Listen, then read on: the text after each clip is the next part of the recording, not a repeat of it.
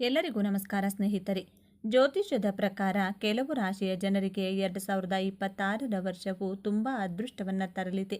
ಹಾಗಾಗಿ ಮಕರ ರಾಶಿಯವರಿಗೆ ಮುಂದಿನ ವರ್ಷ ಹೇಗಿರಲಿದೆ? ವೃತ್ತಿ ಮತ್ತು ಆರ್ಥಿಕ ವಿಷಯದಲ್ಲಿ ಪ್ರಯೋಜನಗಳಿವೆಯಾ? ನಿಮ್ಮ ಆರ್ಥಿಕ, ಶೈಕ್ಷಣಿಕ, ಆರೋಗ್ಯ, ಉದ್ಯೋಗ, ಕುಟುಂಬ, ವೃತ್ತಿ, ವ್ಯಾಪಾರದ ಬದುಕು ಹೇಗಿರಲಿದೆ ಎನ್ನುವುದರ ವಾರ್ಷಿಕ ರಾಶಿಫಲ ನೋಡೋಣ ಬನ್ನಿ. 2025ರವರೆಗೆ ಬಹಳ ಕಷ್ಟಪಟ್ಟಿರುವಂಥ ರಾಶಿ ಅಂದರೆ ಅದು ಮಕರ ರಾಶಿ.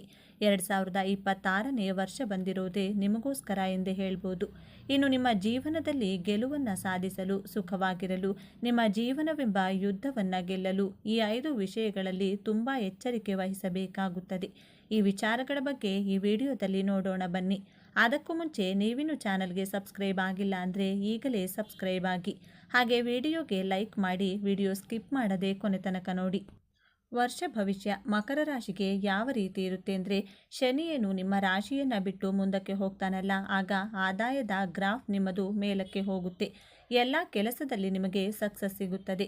ಹಾಗೆ ಸಂತಾನ ಫಲಕ್ಕೆ ಮಕರ ರಾಶಿಯಲ್ಲಿ ಯಾರಾದರೂ ನಿರೀಕ್ಷಿಸ್ತಾ ಇದ್ದರೆ ಖಂಡಿತವಾಗಿಯೂ ಕೂಡ ಸಂತಾನ ಫಲ ಪ್ರಾಪ್ತಿಯಾಗುವಂತಹ ಎಲ್ಲ ರೀತಿಯ ಚಾನ್ಸಸ್ ಇದೆ.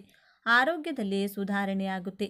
ಮಕರ ರಾಶಿಯವರು ಈ ವರ್ಷ ಪೂರ್ತಿಯಾಗಿ ಸಂತೋಷದಿಂದ ಇರ್ತೀರಿ ಅಂತ ಕಾಣಿಸ್ತಾ ಇದೆ. ಮಕರ ರಾಶಿಯವರು ನೀವು ಸ್ವಲ್ಪ ಆನ್ಲೈನ್ ಬೆಟ್ಟಿಂಗ್, ಆಮೇಲೆ ಜೂಜಾಡುವಂಥದ್ದು, ಆಮೇಲೆ ಶೇರ್ ಮಾರ್ಕೆಟಲ್ಲಿ ಹಣ ಹಾಕುವಂಥದ್ದು, ಖಂಡಿತವಾಗಿಯೂ ಇದು ಯಾವುದೂ ಕೂಡ ನಿಮಗೆ ಲಾಭವನ್ನಂತೂ ತಂದು ಕೊಡುವುದಿಲ್ಲ. ಇದರಿಂದ ನಷ್ಟವನ್ನು ಅನುಭವಿಸುವ ಚಾನ್ಸಸ್ ಮಕರ ರಾಶಿಯವರಿಗೆ ಜಾಸ್ತಿ ಇದೆ. ಹಾಗಾಗಿ ಯಾವುದೇ ಕಾರಣಕ್ಕೂ ಆನ್ಲೈನ್ ಬೆಟ್ಟಿಂಗನ್ನು ಆಡೋದಕ್ಕೆ ಹೋಗಬೇಡಿ. ವ್ಯಾಪಾರದಲ್ಲಿ ಹೊಸ ಬದಲಾವಣೆ ಆಗ್ತಾ ಇದೆ. ಮಕರ ರಾಶಿಯವರಿಗೆ 7.5 ವರ್ಷ ಶನಿಯ ಸಾಡೆ ಸಾತಿ ಮುಗಿತಾ ಇದೆ. ಆದ್ದರಿಂದ ನೆಮ್ಮದಿ ಸಿಗುತ್ತೆ. ಅಂದರೆ ಖಂಡಿತವಾಗಿಯೂ ಕೂಡ ಈ ಸಾಡೆ ಸಾತಿ ಮುಗಿದಾದ ನಂತರದಲ್ಲಿ ನೆಮ್ಮದಿಯ ಜೀವನ ನಿಮ್ಮದಾಗುತ್ತದೆ. ಆರೋಗ್ಯದಲ್ಲಿ ಸಮಸ್ಯೆಗಳು ಕಡಿಮೆಯಾಗುತ್ತದೆ. ಮಕರ ರಾಶಿಯವರಿಗೆ ಪ್ರೀತಿಯ ವಿಚಾರದಲ್ಲಿ ಪ್ರೀತಿಯನ್ನು ಪಡೆಯುತ್ತೀರಿ ಅಂದರೆ ಒಂದು ಲವ್ವಲ್ಲಿ ಬೀಳುವಂತಹ ಚಾನ್ಸಸ್ ಇದೆ. ಇನ್ನು ನೀವು ಈ 5 ವಿಷಯಗಳಲ್ಲಿ ತುಂಬ ಎಚ್ಚರಿಕೆ ವಹಿಸಬೇಕಾಗುತ್ತದೆ. ಮೊದಲನೆಯ ಎಚ್ಚರಿಕೆ, ಮಕರ ರಾಶಿಯವರು ತನ್ನ ಜನ್ಮ ಸ್ಥಳದಿಂದ ದೂರ ಹೋದರೆ ಆದಾಯ ಹೆಚ್ಚಾಗಿ ಆಗುವುದು. ಆದ್ದರಿಂದ ನೀವು ಹುಟ್ಟಿರುವಂತಹ ಊರಿಂದ ಒಂದು 100 ಕಿಲೋಮೀಟರ್ ಅಥವಾ 500 ಕಿಲೋಮೀಟರ್ ಅಥವಾ ಫಾರಿನ್ನಲ್ಲಿಯೂ ಕೂಡ ಜಾಬ್ ಆಫರ್ ಬಂದರೂ ಸಹ ಭಯಪಡದೆ ಹೊರದೇಶದಲ್ಲಿ ದುಡಿದಾಗ ನಿಮಗೆ ಹೆಚ್ಚಿನ ಸಕ್ಸಸ್, ಲಾಭ ಸಿಗೋದು. ಮಕರ ರಾಶಿಯವರು ತಾನು ಹುಟ್ಟಿದ ಊರಿನ ಮೇಲೆ ವಿಶೇಷವಾದಂಥ ಪ್ರೀತಿಯನ್ನು ಇಟ್ಕೊಂಡಿರ್ತೀರ. ಆದರೂ ಸಹ ನೀವು ಹೆಚ್ಚಾಗಿ ಹಣ ಸಂಪಾದನೆ ಮಾಡಬೇಕು, ಹೆಸರು ಕೀರ್ತಿಯನ್ನು ಗಳಿಸಬೇಕು ಅಂದ್ಕೊಂಡಿದ್ರೆ ಖಂಡಿತವಾಗಿಯೂ ಸ್ಥಾನ ಪರಿವರ್ತನೆ ಆಗಲೇಬೇಕು. ನಿಮ್ಮ ಹುಟ್ಟೂರು ನಿಮಗೆ ಜನ್ಮ ಕೊಟ್ಟ ತಾಯಿಯ ರೀತಿ. ಹೊರದೇಶದ ದುಡಿಮೆ ನಿಮ್ಮ ಹೆಂಡತಿ ಅಥವಾ ಜೀವನ ಸಂಗಾತಿ ಬಂದ ಕೂಡಲೇ ನಮ್ಮ ತಾಯಿಯನ್ನು ಮರೆಯೋದಕ್ಕೆ ಸಾಧ್ಯ ಇಲ್ಲ ಅಲ್ವಾ? ಅದೇ ರೀತಿ ಹೊರ ರಾಷ್ಟ್ರ, ಹೊರ ದೇಶ, ಹೊರ ರಾಜ್ಯದಲ್ಲಿ ಕೆಲಸವನ್ನು ಮಾಡಿ, ಸಾಧನೆಯನ್ನು ಮಾಡಿ, ಆ ಹಣದಿಂದ ನಿಮ್ಮ ತಾಯ್ನಾಡಿಗೆ, ನಿಮ್ಮ ಹುಟ್ಟೂರಿಗೆ ಸಹಾಯವನ್ನು ಮಾಡಿ. ಹುಟ್ಟೂರಲ್ಲೇ ಇದ್ದು ಭೂಮಿಗೆ ಭಾರವಾಗಿ ಬದುಕೋದ್ರಿಂದ ಹೊರಗಡೆ ಹೋಗಿ ದುಡಿದು ನಿಮ್ಮ ತಾಯಿಗೂ ತಾಯ್ನಾಡಿಗೂ ಹೆಮ್ಮೆಯನ್ನು ತರಬೇಕು ಎನ್ನುವಂಥ ಸಂಕಲ್ಪವನ್ನು ದೃಢವಾಗಿ ಮಾಡಿ. ಎರಡನೆಯ ಎಚ್ಚರಿಕೆ, ಸಂಬಂಧಿಕರು, ಕುಟುಂಬದವರು, ಸ್ನೇಹಿತರ ಮಾತನ್ನು ವ್ಯಂಗ್ಯ ಮಾತುಗಳಲ್ಲಿ ಕಿವಿಯಲ್ಲಿ ಹಾಕಿಕೊಳ್ಬೇಡಿ. ವ್ಯಂಗ್ಯವಾಗಿ ಮಾತನಾಡಿಸುವ ನಿಮ್ಮ ಅಕ್ಕ ತಂಗಿನೇ ಆದರೂ ಸರಿ, ಸಂಬಂಧಿಕರು, ಅಧಿಕಾರಿಗಳು, ಕೋವರ್ಕರ್ ಯಾರಾದರೂ ಸರಿ, ಅವರ ಮಾತುಗಳನ್ನು ನೆಗ್ಲೆಕ್ಟ್ ಮಾಡಿ. ಕೇಳಿಸಿದರೂ ಕೇಳಿಸದೆ ಹಾಗೆ ಇರಬೇಕಾಗುತ್ತದೆ. ನಿನಗೆ ವಯಸ್ಸಾಗ್ತಿದೆ, ಏನೂ ಸಾಧನೆ ಮಾಡಿಲ್ಲ ಅಂತ ಹೇಳಿದರೂ ತಲೆ ಕೆಡಿಸಿಕೊಳ್ಳಬೇಡಿ. ನಿಮ್ಮ ತಾಕತ್ತು, ನಿಮ್ಮ ಶಕ್ತಿ, ನಿಮ್ಮ ಸಾಮರ್ಥ್ಯ, ನಿಮ್ಮ ಟ್ಯಾಲೆಂಟ್ ಬಗ್ಗೆ ನಿಮಗೆ ಗೊತ್ತು, ಅವರಿಗೇನು ಗೊತ್ತಿರುತ್ತೆ ಅಲ್ವಾ? ಆದ್ದರಿಂದ ನಿಮ್ಮ ಸಾಮರ್ಥ್ಯದ ಮೇಲೆ ನಂಬಿಕೆಯನ್ನು ಇಟ್ಟು ಬೇರೆಯವರ ನಿರ್ಲಕ್ಷ್ಯದ ಮಾತುಗಳನ್ನು ಇಗ್ನೋರ್ ಮಾಡುವಂತಹ ಸಂಕಲ್ಪವನ್ನು ಮಾಡಬೇಕಾಗುತ್ತೆ. ಹಾಲಿಗೆ ಒಂದೇ ಒಂದು ಹನಿ ಹುಳಿ ಹಿಂಡಿದರೆ ಸಾಕು, ಆ ಹಾಲು ಒಡೆದು ಹೋಗುತ್ತದೆ. ನೀವು ಈ ರೀತಿ ನೆಗೆಟಿವ್ ಆಗಿ ಮಾತನಾಡುವವರ ಕಡೆ ಕಿವಿಗೊಡದೆ ನಿಮ್ಮ ಗೋಲ್ ಕಡೆ ಫೋಕಸ್ಡ್ ಆಗಿ ಇರಬೇಕಾಗುತ್ತದೆ. ಮೂರನೆಯ ಎಚ್ಚರಿಕೆ, ಹಾರ್ಡ್ವರ್ಕ್ ಮಾಡುವಂತಹ ಭರದಲ್ಲಿ ಆರೋಗ್ಯವನ್ನು ಕೆಡಿಸಿಕೊಳ್ಳೋದಕ್ಕೆ ಹೋಗಬೇಡಿ. ಆರೋಗ್ಯ ಚೆನ್ನಾಗಿದ್ದರೆ ನಾವು ಜೀವನದಲ್ಲಿ ಯಾವ ಸಾಧನೆಯನ್ನಾದರೂ ಮಾಡಬಹುದು, ಹಣವನ್ನು ಸಹ ದುಡಿಯಬಹುದು. ಆದರೆ ಆರೋಗ್ಯವನ್ನು ಚೆನ್ನಾಗಿ ಇಟ್ಕೊಂಡ್ರೆ ಮಾತ್ರ ಹಣವನ್ನು ದುಡಿಯಲು ಸಾಧ್ಯ. ನಿಮ್ಮ ಮಾನಸಿಕ ಹಾಗೂ ದೈಹಿಕ ಆರೋಗ್ಯದ ಕಡೆ ಹೆಚ್ಚಿನ ಗಮನವನ್ನು ಕೊಡಿ. ನಿಮ್ಮ ಮನಸ್ಸಿಗೆ ಅನ್ನಿಸಿದ ಹಾಗೆ ಮನಸ್ಫೂರ್ತಿಯಾಗಿ ಕೆಲಸವನ್ನು ಮಾಡಿ. ನಿಮಗೆ ಇಷ್ಟವಾದಂತಹ ಊಟ ಮಾಡಿ. ಬೇರೆಯವರಿಗೋಸ್ಕರ ಕಾಂಪ್ರಮೈಸ್ ಮಾಡಿಕೊಳ್ಳೋದು, ಅಡ್ಜಸ್ಟ್ ಮಾಡಿಕೊಂಡು ನಿಮ್ಮ ಮನದಾನದ ಇಚ್ಛೆಗಳಿಗೆ ವಿರುದ್ಧವಾಗಿ ನಡೆದುಕೊಳ್ಬೇಡಿ. ನಂತರ ಪಶ್ಚಾತ್ತಾಪವನ್ನು ಪಡೋ ಹಾಗಿಲ್ಲ.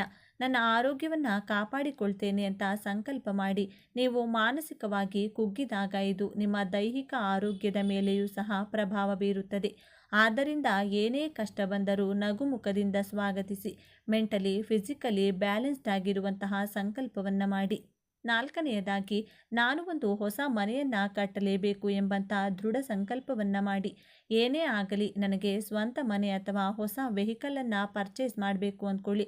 ಮಕರ ರಾಶಿಯವರು 2 ಅಥವಾ 3 ಸೈಟ್ಗಳಿದ್ದರೂ ಮನೆ ಕಟ್ಟುವುದಕ್ಕೆ ಸಾಧ್ಯವಾಗುವುದಿಲ್ಲ, ಅಥವಾ ಸ್ವಂತ ಮನೆ ಇದ್ದರೂ ಸಹ ಆ ಮನೆಯನ್ನು ಮಾರುವಂತಹ ಪರಿಸ್ಥಿತಿಗಳು ಸೃಷ್ಟಿಯಾಗಿರುತ್ತವೆ, ಅಥವಾ ಕಾರಣಾಂತರಗಳಿಂದ ಸ್ವಂತ ಮನೆ ಇದ್ದರೂ ಬಾಡಿಗೆ ಮನೆಯಲ್ಲಿ ವಾಸವಾಗಿರುವಂಥ ಪರಿಸ್ಥಿತಿ.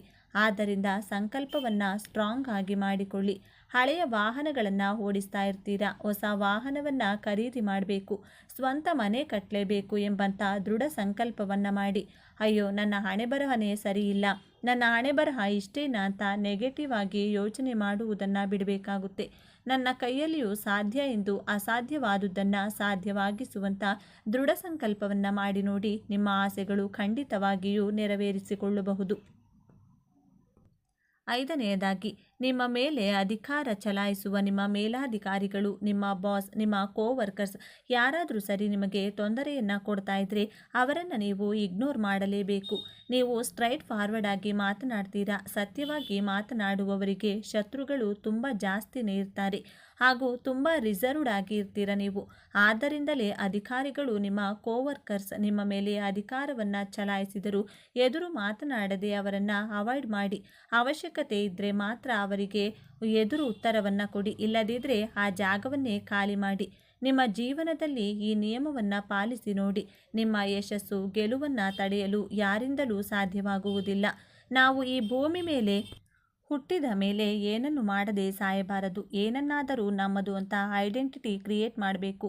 ಹೆಸರು, ಕೀರ್ತಿ, ಸಾಧನೆಯನ್ನು ಮಾಡಿ ಇತಿಹಾಸವನ್ನು ಸೃಷ್ಟಿಸಿ ಸಾಯಬೇಕು. ಆಗಲೇ ಈ ಮಾನವ ಜನ್ಮಕ್ಕೆ ಸಾರ್ಥಕತೆ ಸಿಗುವುದು. ಈ ಸಾರ್ಥಕತೆಯ ಜೀವನ ನಿಮ್ಮದಾಗಲಿ ಅಂತ ಆಶಿಸ್ತೇನೆ. ಮಕರ ರಾಶಿಯವರಿಗೆ ಶುಭ ಫಲಕ್ಕಾಗಿ ಸರಳ ಪರಿಹಾರಗಳು. ಮಹಾಮೃತ್ಯುಂಜಯ ಮಂತ್ರ. ಪ್ರತಿದಿನ ಮಹಾಮೃತ್ಯುಂಜಯ ಮಂತ್ರ ಪಠಿಸೋದ್ರಿಂದ ಅಥವಾ ಕೇಳೋದ್ರಿಂದ ಮಾತಿನ ಮೇಲೆ ಹತೋಟಿ ಸಾಧಿಸುವಿರಿ. ಹಣಕಾಸಿನ ತೊಂದರೆ ಉಂಟಾಗುವುದಿಲ್ಲ. ದಾನಗಳಿಂದ ಶುಭ ಫಲ. ಕಡಲೆಬೇಳೆ ಮತ್ತು ಹಳದಿ ವಸ್ತ್ರವನ್ನು ದಾನ ನೀಡುವುದರಿಂದ ಕೆಲಸ ಕಾರ್ಯಗಳಲ್ಲಿ ಜಯ ಲಭಿಸುತ್ತದೆ. ದೇವಸ್ಥಾನ ಮತ್ತು ದೇವರ ಪೂಜೆ. ಶ್ರೀ ವಿಷ್ಣು ದೇವಾಲಯದಲ್ಲಿ ಪೂಜೆ ಮಾಡಿಸಿದಲ್ಲಿ ಉತ್ತಮ ಆರೋಗ್ಯ ಲಭಿಸುತ್ತದೆ. ಶ್ರೀ ಪಂಚಮುಖಿ ಆಂಜನೇಯ ಸ್ವಾಮಿ ಪೂಜೆ ಮಾಡೋದ್ರಿಂದ ಮನದ ಆತಂಕ ದೂರವಾಗಲಿದೆ. ದಂಪತಿ ನಡುವೆ ಉತ್ತಮ ಸಾಮರಸ್ಯ ಏರ್ಪಡುತ್ತದೆ. ಈ ಬಣ್ಣದ ಕರವಸ್ತ್ರ ಉಪಯೋಗಿಸಿ. ಹಸಿರು ಮತ್ತು ನೀಲಿ ಬಣ್ಣದ ಕರವಸ್ತ್ರ ಬಳಸಿದರೆ ನಿರೀಕ್ಷಿತ ಫಲಗಳು ದೊರೆಯಲಿವೆ. 12 ರಾಶಿಗಳಲ್ಲಿ ಒಂದಾಗಿರುವಂತಹ ಮಕರ ರಾಶಿಯ ಅಡಿಯಲ್ಲಿ ಜನಿಸಿರುವಂತಹ ಜನರು ನಂಬಿಕೆಗೆ ಅರ್ಹರು. ಅವರನ್ನು ನಂಬಿ ಯಾವುದೇ ಕೆಲಸಕ್ಕೆ ಕೈ ಹಾಕಬಹುದು.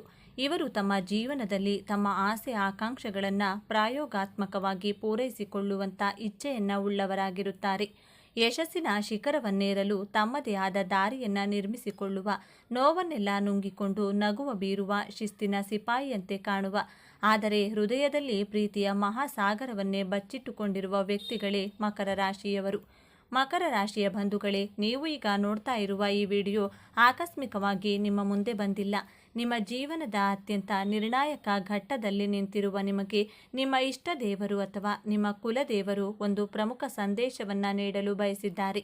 ನಿಮ್ಮ ಜೀವನದಲ್ಲಿ ಇದೇ ಆಗುತ್ತದೆ. ಇಷ್ಟು ದಿನ ನೀವು ಅನುಭವಿಸಿದ ಸಹನೆ, ನೋವು ಮತ್ತು ಅಪಾರವಾದ ಶ್ರಮಕ್ಕೆ ಪ್ರತಿಫಲ ಸಿಗುವ ಸಮಯ ಬಂದಿದೆ. ನಿಮ್ಮ ಜೀವನದ ದಿಕ್ಕು ಯಶಸ್ಸಿನ ಉತ್ತುಂಗಕ್ಕೆ ಏರುತ್ತದೆಯೇ ಅಥವಾ ಮತ್ತೆ ನಿರಾಶೆಯ ಕೂಪಕ್ಕೆ ಬೀಳುತ್ತದೆಯೇ, ಈಗ ನಿಮ್ಮ ಭವಿಷ್ಯವನ್ನು ನಿರ್ಧರಿಸಲಿವೆ. ಈ ಸಮಯದಲ್ಲಿ ನಿಮಗೆ ಎದುರಾಗಲಿರುವ ದೊಡ್ಡ ಕಠಿಣ ಸವಾಲು ಯಾವುದು, ಅದರಿಂದ ನೀವು ಪಾರಾಗುವುದು ಹೇಗೆ ತಿಳಿಯಲು ಈ ವಿಡಿಯೋವನ್ನು ಸಂಪೂರ್ಣವಾಗಿ ನೋಡಿ. ಏಕೆಂದರೆ ಇದು ನಿಮಗಾಗಿ ಬಂದಿರುವ ದೈವಿಕ ಸಂದೇಶ. ಹಾಗೆ ಓಂ ಶನೇಶ್ವರಾಯ ನಮಃ ಎಂದು ಕಮೆಂಟ್ ಮಾಡಿ. ಹಾಗೆ ವಿಡಿಯೋಗೆ ಲೈಕ್ ಮಾಡಿ. ಮೊದಲಿಗೆ, ಇಷ್ಟು ದಿನ ನೀವು ಕಷ್ಟಪಟ್ಟಿದ್ದು ಕಳೆದ ಕೆಲವು ವರ್ಷಗಳಿಂದ, ವಿಶೇಷವಾಗಿ ಈ 2.5 ವರ್ಷದಲ್ಲಿ ನೀವು ಅನುಭವಿಸಿದ ಯಾತನೆ ಅಷ್ಟಿಷ್ಟಲ್ಲ. ಮಕರ ರಾಶಿಯವರಾದ ನಿಮಗೆ ಶ್ರಮ ಎನ್ನುವುದೇ ರಕ್ತದಲ್ಲಿಯೇ ಬಂದಿದೆ. ಆದರೆ ನೀವು ಪಟ್ಟ ಶ್ರಮಕ್ಕೆ ಬೆಲೆ ಸಿಗಲಿಲ್ಲ. ರಾತ್ರಿ ಹಗಲೆನ್ನದೇ ದುಡಿದರು, ಅದರ ಕೀರ್ತಿ ಬೇರೆಯವರ ಪಾಲಾಯಿತು. ನಿಮ್ಮದಲ್ಲದ ತಪ್ಪಿಗೆ ನೀವು ಜವಾಬ್ದಾರರಾಗಬೇಕಾಯಿತು. ನಿಮ್ಮ ಕುಟುಂಬಕ್ಕಾಗಿ, ನಿಮ್ಮವರಿಗಾಗಿ ನಿಮ್ಮ ಸ್ವಂತ ಖುಷಿಯನ್ನೇ ಬಲಿ ಕೊಟ್ಟಿರಿ. ಆದರೂ ನಿಮ್ಮನ್ನು ಯಾರೂ ಅರ್ಥ ಮಾಡಿಕೊಳ್ಳಲಿಲ್ಲ. ಆರ್ಥಿಕವಾಗಿ ಪ್ರತಿ ರೂಪಾಯಿಗೂ ಲೆಕ್ಕಾಚಾರ ಹಾಕಿ ಸಾಲ ಮಾಡಬಾರದು ಎಂಬ ಒಂದೇ ಕಾರಣಕ್ಕೆ ನಿಮ್ಮ ಆಸೆಗಳನ್ನೇ ಅದುಮಿಟ್ಟುಕೊಂಡು ಬದುಕಿದ್ದೀರಿ. ನಿಮ್ಮ ತಾಳ್ಮೆಯನ್ನೇ ದೌರ್ಬಲ್ಯವೆಂದು ಭಾವಿಸಿ ಆಪ್ತರೇ ನಿಮಗೆ ಮೋಸ ಮಾಡಿದರು. ಇದಕ್ಕೆಲ್ಲ ಕಾರಣವೇನು? ನಿಮ್ಮ ಪ್ರಯತ್ನದಲ್ಲಿ ದೋಷವಿರಲಿಲ್ಲ, ಆದರೆ ನಿಮ್ಮ ರಾಶ್ಯಾಧಿಪತಿಯಾದ ಶನಿ ಮಹಾತ್ಮನು ನಿಮ್ಮನ್ನು ಪರೀಕ್ಷಿಸುತ್ತಿದ್ದನು. ಇದು ನಿಮ್ಮ ಕರ್ಮದ ಪರೀಕ್ಷೆಯಾಗಿತ್ತು, ನಿಮ್ಮ ತಾಳ್ಮೆಯ ಅಗ್ನಿ ಪರೀಕ್ಷೆಯಾಗಿತ್ತು. ದೇವರು ನಿಮ್ಮನ್ನು ಶುದ್ಧ ಬಂಗಾರವನ್ನಾಗಿ ಮಾಡಲು ಇಷ್ಟೆಲ್ಲ ಪರೀಕ್ಷೆಗಳನ್ನು ಕೊಟ್ಟನು. ಆದರೆ ಆ ಕರಾಳ ಅಧ್ಯಾಯ ಈಗ ಮುಗಿಯುವ ಹಂತಕ್ಕೆ ಬಂದಿದೆ. ಹೌದು, ಈ ಸಮಯದಲ್ಲಿ ನಿಮ್ಮ ಜೀವನದ ಸುವರ್ಣಯುಗ ಎಂದು ಬರೆದಿಟ್ಟುಕೊಳ್ಳಿ. ಗುರುಬಲದ ಸಂಪೂರ್ಣ ಕೃಪೆ ಮತ್ತು ತಮ್ಮದೇ ರಾಶ್ಯಾಧಿಪತಿಯಾದ ಶನಿ ಮಹಾತ್ಮನು ನಿಮ್ಮ ಶ್ರಮ ಮತ್ತು ಸಹನೆಗೆ ಈಗ ಪ್ರತಿಫಲವನ್ನು ನೀಡಲು ಸಿದ್ಧನಾಗಿದ್ದಾನೆ. ನಿಮ್ಮ ಜೀವನದ ಪ್ರತಿಯೊಂದು ಕ್ಷೇತ್ರವು ಹೇಗೆ ಅದ್ಭುತವಾಗಿ ಬದಲಾಗುತ್ತದೆ ಎಂದು ಈಗ ಒಂದೊಂದಾಗಿ ನೋಡೋಣ. ಇದು ಅತ್ಯಂತ ಪ್ರಮುಖವಾದ ಬದಲಾವಣೆ.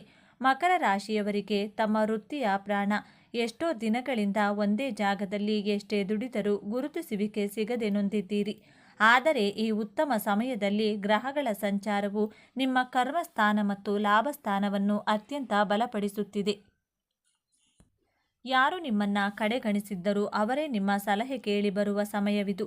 5 ವರ್ಷಗಳಿಂದ ನಿರೀಕ್ಷಿಸುತ್ತಿದ್ದ ಆ ಅಧಿಕಾರ ಈಗ ನಿಮ್ಮ ಕೈ ಸೇರಲಿದೆ. ನಿಮ್ಮ ಮಾತಿಗೆ ಕಚೇರಿಯಲ್ಲಿ ಬೆಲೆ ಬರುತ್ತದೆ.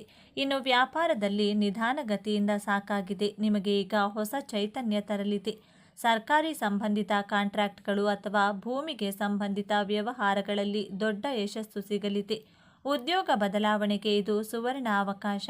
ನಿಮಗೆ ಬರುವ ಹೊಸ ಅವಕಾಶ ನಿಮ್ಮ ಸಂಬಳವನ್ನು ದ್ವಿಗುಣಗೊಳಿಸುವ ಶಕ್ತಿ ಹೊಂದಿದೆ. ಆರ್ಥಿಕವಾಗಿ ನೀವು ಸಾಲ ಮುಕ್ತರಾಗುವ ಸಮಯವಿದು. ಬರುವುದಿಲ್ಲ ಎಂದುಕೊಂಡಿದ್ದ ಹಳೆಯ ಹಣ, ನಿಂತು ಹೋಗಿದ್ದ ಪೇಮೆಂಟ್ ಎಲ್ಲವೂ ನಿಮ್ಮ ಕೈ ಸೇರಲಿದೆ. ಮುಖ್ಯವಾಗಿ ಈ ಸಮಯದಲ್ಲಿ ನೀವು ಸ್ಥಿರ ಆಸ್ತಿ ಅಂದರೆ ಸ್ವಂತ ಮನೆ, ಜಾಗ ಅಥವಾ ಭೂಮಿಯನ್ನು ಖರೀದಿಸುವ ಯೋಗ ಬಲವಾಗಿ ಕೂಡಿ ಬರುತ್ತಿದೆ. ಲಕ್ಷ್ಮೀದೇವಿಯು ನಿಮ್ಮ ಮನೆಯಲ್ಲಿ ಸ್ಥಿರವಾಗಿ ನೆಲೆಸುತ್ತಾಳೆ. ನಿಮ್ಮ ಬೆನ್ನ ಹಿಂದೆ ಮಾತನಾಡುವವರು, ನಿಮ್ಮ ಏಳಿಗೆಯನ್ನು ಸಹಿಸದ ಗುಪ್ತ ಶತ್ರುಗಳಿಂದ ನೀವು ಬಹಳ ನೊಂದಿದ್ದೀರಿ. ಆದರೆ ನಿಮ್ಮ ರಾಶ್ಯಾಧಿಪತಿಯೇ ಶನಿಯೇ ನ್ಯಾಯಾಧೀಶ. ಈ ಸಮಯದಲ್ಲಿ ಆ ಶತ್ರುಗಳ ನಿಜ ಬಣ್ಣ ಎಲ್ಲರ ಮುಂದೆ ಬಯಲಾಗುತ್ತದೆ. ದೈವಿಕ ನ್ಯಾಯ ನಿಮ್ಮ ಪರವಾಗಿ ನಿಲ್ಲಲಿದೆ. ಇನ್ನು ಆಸ್ತಿ ವಿವಾದ, ಸುಳ್ಳು ಕೇಸುಗಳು ಅಥವಾ ಯಾವುದೇ ಕೋರ್ಟು ಕಚೇರಿ ವಿಚಾರಗಳಲ್ಲಿ ಸಿಲುಕಿ ವರ್ಷಗಳಿಂದ ಕಷ್ಟಪಟ್ಟಿದ್ದು ಸಾಕು. ಈಗ ನಿಮಗೆ ವಿಜಯ ನಿಶ್ಚಿತ. ನಿಮ್ಮ ಮೇಲಿದ್ದ ಅಪವಾದಗಳು ಸುಳ್ಳು ಎಂದು ಸಾಬೀತಾಗುತ್ತದೆ. ನಿಮ್ಮ ಗೌರವ, ನಿಮ್ಮ ಆಸ್ತಿ ನಿಮಗೆ ಮರಳಿ ಸಿಗಲಿದೆ. ನೀವು ಕೆಲಸದ ಒತ್ತಡದಲ್ಲಿ ಕುಟುಂಬವನ್ನು ನಿರ್ಲಕ್ಷಿಸುತ್ತಿದ್ದೀರಿ ಎಂಬ ಆರೋಪ ನಿಮ್ಮ ಮೇಲಿತ್ತು. ನಿಮ್ಮ ಸಂಗಾತಿಯೊಂದಿಗೆ ಸಣ್ಣ ಸಣ್ಣ ವಿಷಯಕ್ಕೂ ಮನಸ್ತಾಪ ಉಂಟಾಗುತ್ತಿತ್ತು. ಆದರೆ ಈ ಶುಭ ಸಮಯದಲ್ಲಿ ನಿಮ್ಮ ನಡುವಿನ ಎಲ್ಲ ತಪ್ಪು ತಿಳುವಳಿಕೆಗಳು ದೂರವಾಗಿ ಅನ್ಯೋನ್ಯತೆ ಹೆಚ್ಚುತ್ತದೆ. ನಿಮ್ಮ ತ್ಯಾಗವನ್ನು ನಿಮ್ಮ ಕುಟುಂಬಸ್ಥರು ಅರ್ಥ ಮಾಡಿಕೊಳ್ಳುತ್ತಾರೆ. ಇನ್ನು ಮದುವೆಯಾಗದ ಮಕರ ರಾಶಿಯವರ ಯುವಕ ಯುವತಿಯರಿಗೆ ನೀವು ಬಯಸಿದಂತೆ ಒಂದು ಗಂಭೀರ ಮತ್ತು ಸ್ಥಿರವಾದ ಸಂಬಂಧ ಕೂಡಿ ಬರಲಿದೆ. ನಿಮ್ಮ ಮದುವೆ ನಿಶ್ಚಯವಾಗುವ ಎಲ್ಲ ಸಂಭವವಿದೆ. ಹಾಗೆಯೇ ಸಂತಾನ ಭಾಗ್ಯಕ್ಕಾಗಿ ಕಾಯುತ್ತಿದ್ದ ದಂಪತಿಗಳಿಗೆ ನಿಮ್ಮ ಮನೆತನದ ಕುಲದೀಪ ಆಗಮನದ ಶುಭ ಸುದ್ದಿ ನಿಮ್ಮ ಕಿವಿಗೆ ಬೀಳಲಿದೆ. ನಿಮ್ಮ ವಂಶ ಬೆಳಗಲಿದೆ. ನಿಮ್ಮ ಮಕ್ಕಳ ಭವಿಷ್ಯದ ಬಗ್ಗೆ, ಅವರ ಓದಿನ ಬಗ್ಗೆ ನಿಮಗೆ ದೊಡ್ಡ ಚಿಂತೆಯಾಗಿತ್ತು. ಆದರೆ ಇದೀಗ ನಿಮ್ಮ ಮಕ್ಕಳಲ್ಲಿ ಅದ್ಭುತವಾದ ಜವಾಬ್ದಾರಿಯುತ ಬದಲಾವಣೆಯನ್ನು ಕಾಣುತ್ತೀರಿ. ಅವರೇ ಆಸಕ್ತಿಯಿಂದ ಓದಲು ಪ್ರಾರಂಭಿಸುತ್ತಾರೆ. ಉನ್ನತ ಶಿಕ್ಷಣಕ್ಕಾಗಿ ಅವರು ಬಯಸಿದ ಜಾಗದಲ್ಲಿ ಸೀಟು ಸಿಗಲಿದೆ.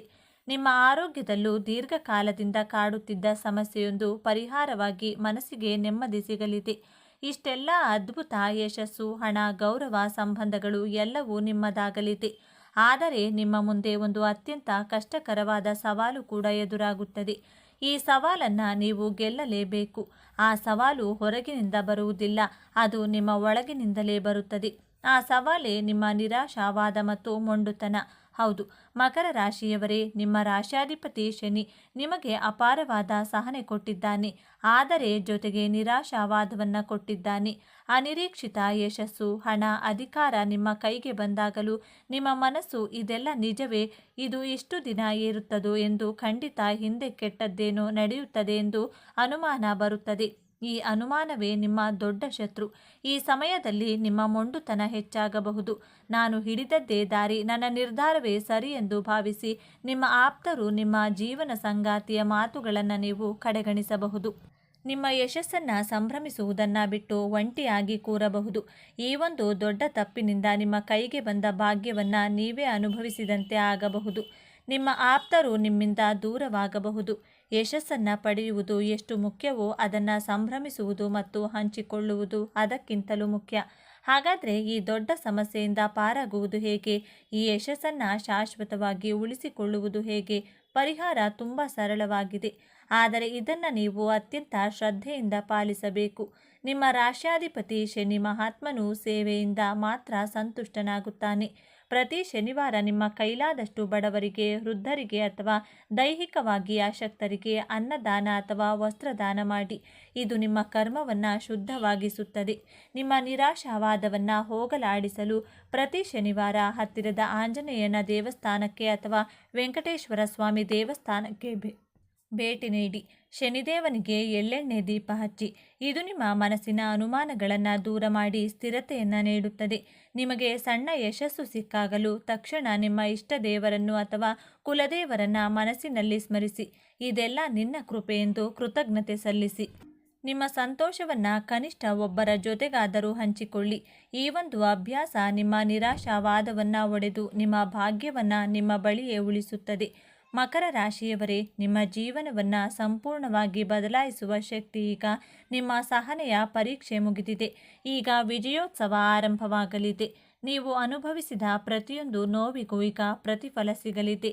ನಿಮ್ಮ ಶ್ರಮದ ಕಣ್ಣೀರು ಈಗ ಆನಂದ ಬಾಷ್ಪವಾಗಿ ಬದಲಾಗುವ ಸಮಯ ಬಂದಿದೆ. ನೆನಪಿಡಿ, ಈ ವಿಡಿಯೋ ನಿಮಗೆ ತಲುಪಿದ್ದು ಆಕಸ್ಮಿಕವಲ್ಲ. ಇದು ನಿಮ್ಮ ಇಷ್ಟ ದೇವರು ನಿಮಗೆ ನೀಡುತ್ತಿರುವ ಸ್ಪಷ್ಟ ಸಂದೇಶ. ಈ ಅದ್ಭುತ ಸಮಯವನ್ನು ಸದುಪಯೋಗಪಡಿಸಿಕೊಳ್ಳಿ. ನಿಮ್ಮ ಜೀವನದ ಹೊಸ ಅಧ್ಯಾಯ ತಯಾರಾಗಿ, ನಿಮ್ಮ ನಂಬಿಕೆಯ ಸಂಕೇತವಾಗಿ ನಿಮ್ಮ ಜೀವನ ಬದಲಾಗಬೇಕು ಎನ್ನುವ ಸಂಕಲ್ಪದೊಂದಿಗೆ ತಪ್ಪದೆ ನಿಮ್ಮ ಕುಲದೇವರ ಅಥವಾ ನಿಮ್ಮ ಇಷ್ಟ ದೇವರ ಹೆಸರನ್ನು ಕಮೆಂಟ್ ಮಾಡಿ ಅಥವಾ ಜೈ ಶನಿದೇವ ಎಂದು ಬರೆಯಿರಿ. ಆ ಭಗವಂತನು ನಿಮ್ಮನ್ನು ಸದಾ ಕಾಪಾಡಲಿ. ಸರ್ವೇ ಜನ ಸುಖಿನೋ ಭವಂತು. ಇದೇ ತರಹದ ಜ್ಯೋತಿಷ್ಯಕ್ಕೆ ಸಂಬಂಧಪಟ್ಟಂತಹ ವಿಡಿಯೋ ನೋಡಲು ನಮ್ಮ ಚಾನೆಲ್ನ ಸಬ್ಸ್ಕ್ರೈಬ್ ಆಗಿ. ಈ ವಿಡಿಯೋ ಲೈಕ್ ಮಾಡಿ, ಶೇರ್ ಮಾಡಿ. ಧನ್ಯವಾದಗಳು.